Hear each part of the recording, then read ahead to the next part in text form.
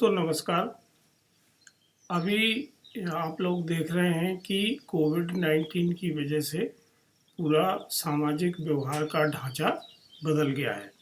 पहले जिस तरह से हम लोग काम-काज करते थे, समाज में जिस तरह से हम लोग घुल-मिल के रहते थे, वो सब तौर तरीके अब हमें आगे बदलना पड़ेंगे और इसका असर हमारे सामाजिक व्यवहार के साथ-साथ आर्थिक क्रियाकलापों पर भी पड़ेगा। पहले किसान अपना उत्पाद तैयार करके सीधे मंडियों में ले जाते थे और वहाँ अपना उत्पाद बेच देते थे। लेकिन आगे शायद इस व्यवस्था में बहुत सारी तब्दीलियाँ होंगी। आपने देखा होगा अभी हाल में ही मध्य प्रदेश सरकार ने मंडी एक्ट में संशोधन करके यह निर्णय किया है कि किसान सीधे अपने खेत से किसी को भी अपना उत्पाद बेच सकते हैं। अब यहाँ एक बात सोचने की है कि अगर हम अकेले अपना उत्पाद बेचने जाएंगे तो हमारे पास क्या है, ज़मीन बहुत छोटी होती है और इस वजह से हमारे उत्पाद की मात्रा भी बहुत कम होती है।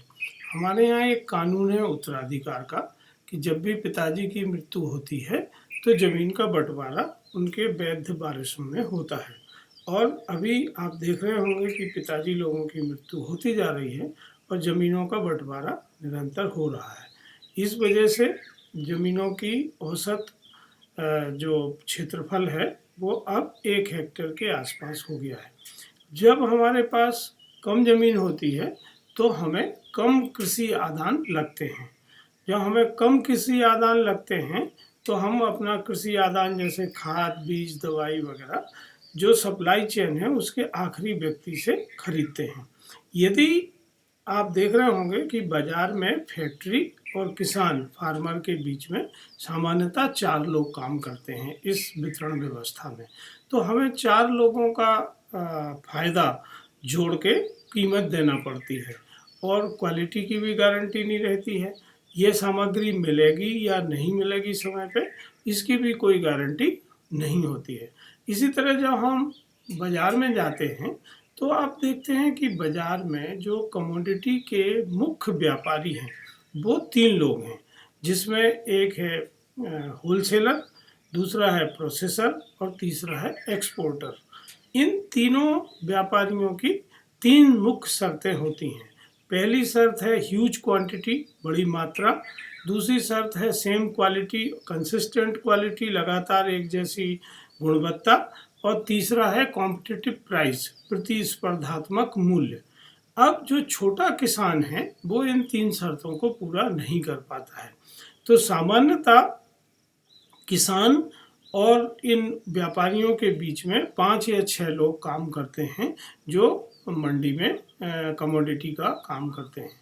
तो इन 6 लोगों की प्रॉफिट को घटा के किसान को उसके उत्पाद की कीमत मिलती है।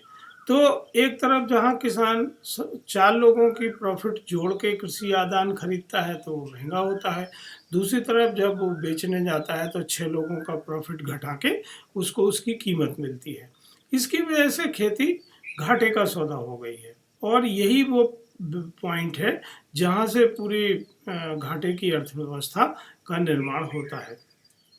अब इस घाटे की अर्थव्यवस्था से बचने के 2 ही तरीके हैं, क्योंकि ये जो बाजार की शर्तें हैं और जो उत्तराधिकार का कानून है वो कभी बदलने वाला नहीं है। तो 2 शर्तें ये हैं या 2 तरीके ये हैं कि एक तो किसान आपस में ज़मीन मिला लें और एक साथ खेती करें ताकि बड़े बड़े चक में खेती हो। लेकिन ये सामाजिक कारणों से, आर्थिक कारणों से संभव नहीं है, क्योंकि ज़मीन उत्पादन के आधार के साथ साथ किसान को एक सामाजिक हैसियत भी देती है।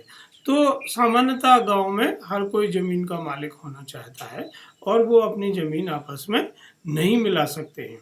दूसरा तरीका है कि किसान एक जैसे तरीके से खेती करें। जैसे आप अभी देख रहे होंगे कि जैसे जैसे हम बाजार की तरफ जा रहे हैं तो अब जीविकोपार्जन के लिए खेती ना होके खेती जो है वो बाजार के लिए हो रही है। और आप देख रहे हैं कि हमारे प्रदेश में भी बहुत सारे किसान एक ही तरह की फसल की खेती करते हैं।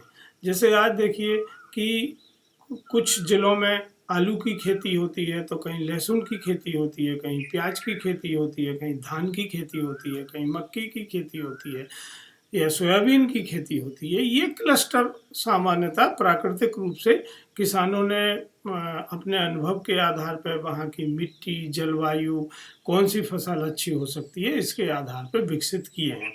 और अब ये बहुत आसान हो गया है कि हमारे किसान वही फसल पैदा करें, पर एक जैसे तरीके से पैदा करें। अगर उनका काम करने का तरीका केवल एक जैसा हो जाए, एक ही वैरायटी की फसल बोएं, एक ही तरीके से खेत तैयार करें, एक ही तरीके से फसल की बढ़ाई को, उसकी निदाई गुड़ाई सब व्यवस्था करें, और एक ही तरीके से थ्रेशरिंग करके उसकी ग्रेडिंग करके एक साथ सामग्री को बेचें, तो ज़मीन मिलाने की आवश्यकता नहीं होगी। फिर भी किसान के पास बड़ी मात्रा में उत्पाद होगा, एक जैसी क्वालिटी का होगा। उनका कृषि आदान अगर एक साथ आता है तो वो कॉम्पिटिटिव प्राइस पे उसको बेच सकते हैं। इस व्यवस्था को सुगम बनाने के लिए भारत सरकार अभी जो एफपीओ हैं, फार्मर्स प्रोड्यूसर ऑर्गेनाइजेशन हैं, उनको बहुत बढ़ावा दे रही है। कंपनी एक्ट के तहत भारत सरकार ने एक प्रोविज़न किया है कि जो प्राइमरी उत्पादक हैं वो अपने एफपीओ बना सकते हैं। तो यदि आपके किसान जो एक जैसी मानसिकता के हैं, जो बाज़ार का लाभ उठाना चाहते हैं, वो एफपीओ बनाएं।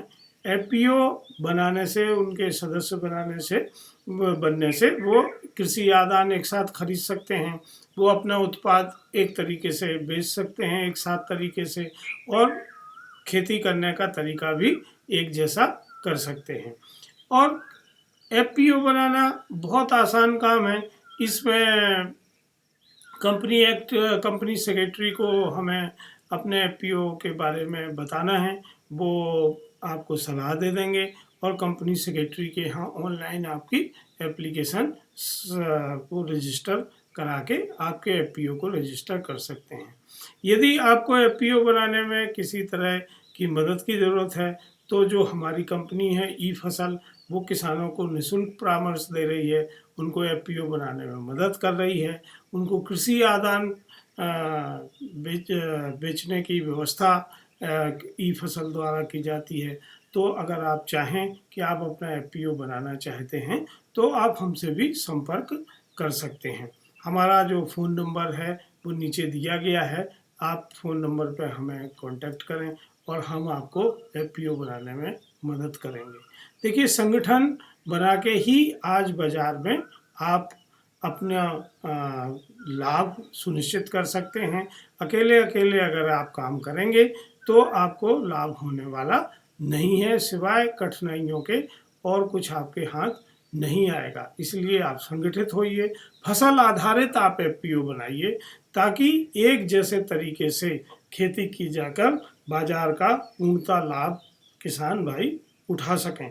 मेरा आपसे अनुरोध है कि जो हमारे प्रगतिशील किसान हैं वो सामने आएँ और अपने एफपीओ के बारे में विचार विमर्श करें। यदि उनके मन में कोई सवाल हैं तो वो हमारी लिंक पे हमें लिखें, हम उनको जवाब देंगे। वो हमारे फ़ोन नंबर पे कॉल कर सकते हैं। और ई फसल इस पूरे काम में आपको निःशुल्क परामर्श और मदद देने को बनाया गया संगठन है, जो किसानों के लाभ के लिए ही काम कर रहा है। विगत 3 साल से हम लोग किसानों को मदद कर रहे हैं और उच्च गुणवत्ता के उत्पाद उनको उपलब्ध कराए जा रहे हैं। तो आप भी इस व्यवस्था का लाभ ले सकते हैं। धन्यवाद।